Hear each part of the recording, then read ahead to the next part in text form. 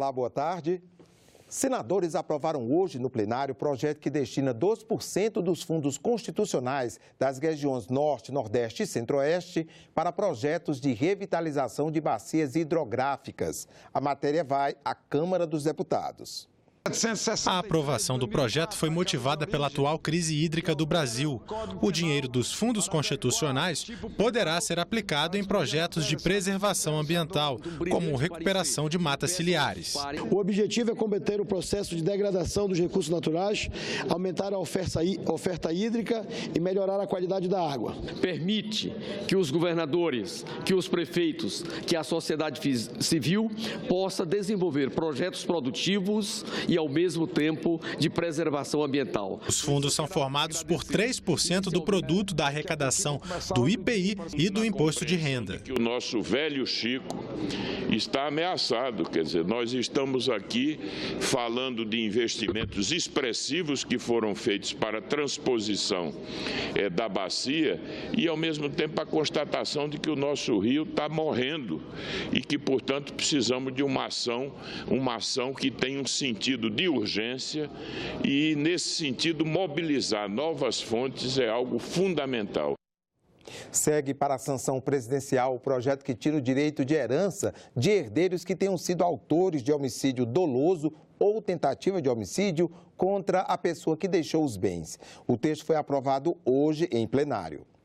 O caso mais conhecido de perda de direito à herança é o de Suzane von Richthofen. Ela foi condenada a 39 anos de prisão pelo assassinato dos pais. Em 2015, a Justiça de São Paulo oficializou a exclusão de Suzane da herança, avaliada em R$3 milhões na época do crime. Pelo projeto aprovado, excluir herdeiros em casos como esses vai ser mais fácil. Filhos ou pessoas que estejam incluídas em testamentos perdem o direito de herança se provocarem a morte do dono dos bens. O projeto inclui no Código Civil o artigo que dá ao Ministério Público o direito de entrar com ação para pedir a exclusão de herdeiros. Atualmente, só os beneficiários da sucessão de bens podem pedir a exclusão de herdeiros ou de pessoas que estejam contempladas no testamento. Então, vamos imaginar, eu tenho aí um filho que matou a mãe, os pais. Quem seriam os interessados nesse caso? Os netos. Então, os netos é que vão mover essa ação. Então, eles é que estariam promovendo.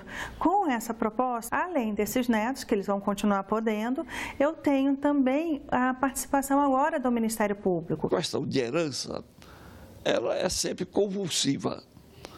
Nós não podemos nem desertar pessoas da lei, nem deixar que questões de criminalidade não sejam punidas.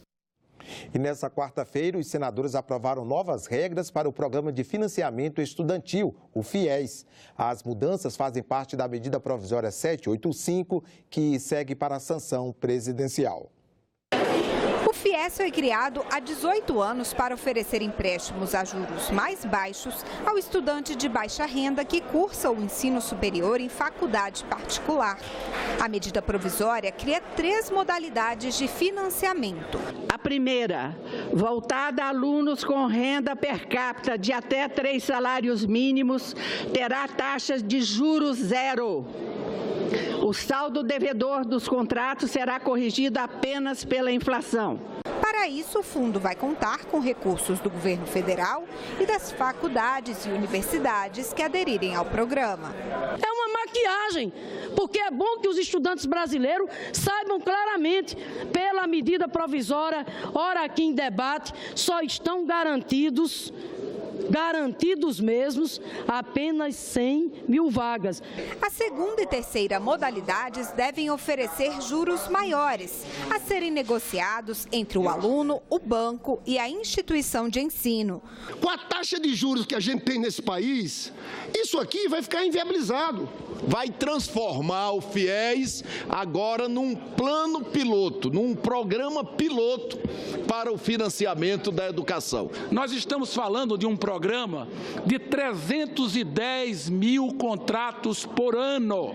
Os recursos serão garantidos com dinheiro dos fundos constitucionais de desenvolvimento do Norte, Nordeste e Centro-Oeste e do BNDES. Os fundos constitucionais, que são fundos destinados, subsidiados com juros baixos, para que o micro, o pequeno comerciante empresário e o produtor rural possa produzir a sua safra, terá o seu recurso diminuído. Exatamente, esses fundos foram criados no Norte, Nordeste e Centro-Oeste para financiar a riqueza, não só de bens e materiais, como também da educação. Pela proposta aprovada, o estudante vai ter que começar a pagar a dívida assim que estiver empregado. Hoje o prazo é de 18 meses depois da formatura. O desconto não pode ser maior que 20% do salário. Quem quiser antecipar a quitação do empréstimo vai ter desconto. E a MP ainda prevê outras formas de garantia, além da fiança. Uma notícia para milhares de brasileiras que vão se submeter à cirurgia de mama por causa do câncer. A doença afeta mais de 50 mil mulheres todo ano. Agora, a plástica depois da operação terá que ser feita nos 2 seios. O projeto que o Senado aprovou tem de voltar à Câmara dos Deputados para a votação final. No tratamento do câncer. A proposta aprovada em plenário obriga tanto o SUS quanto os planos de saúde privados a realizarem a reconstrução das mamas em caso de câncer. A plástica deverá ser feita nos 2 seios, mesmo que o tumor se manifeste em apenas um.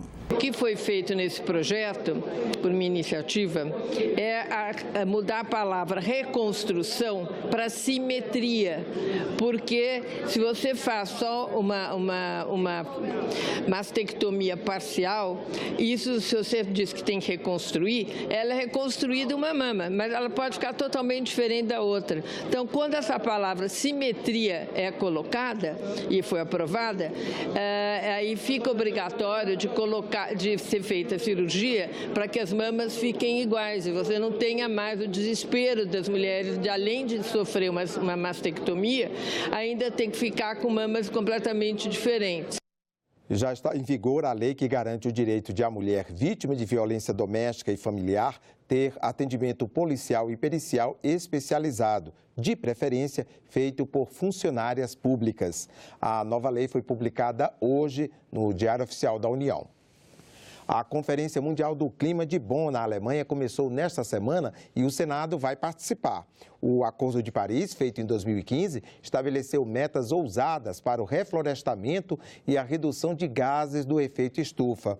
Os desafios para cumprir essas metas são a principal preocupação das senadoras Cátia Abreu e Vanessa Graziotin. Elas fazem parte do grupo parlamentar que representará o Brasil na COP.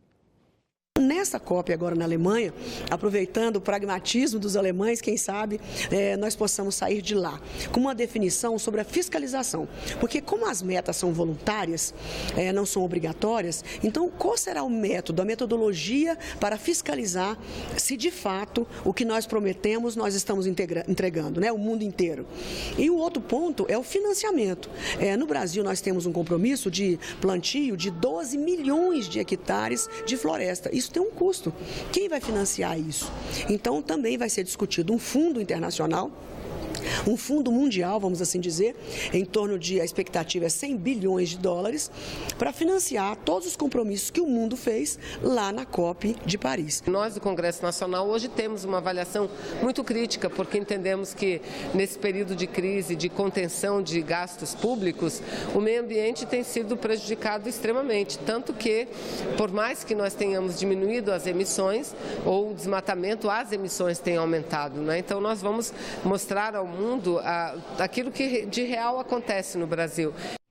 Tarifa de água e esgoto mais barata para famílias de baixa renda é o que prevê um projeto de lei discutido na Comissão de Assuntos Econômicos nesta semana. A matéria estava pronta para votação, mas o senador Fernando Bezerra pediu vista. Se o texto for aprovado, vai para análise da Câmara dos Deputados. O projeto cria uma tarifa social para água e esgoto.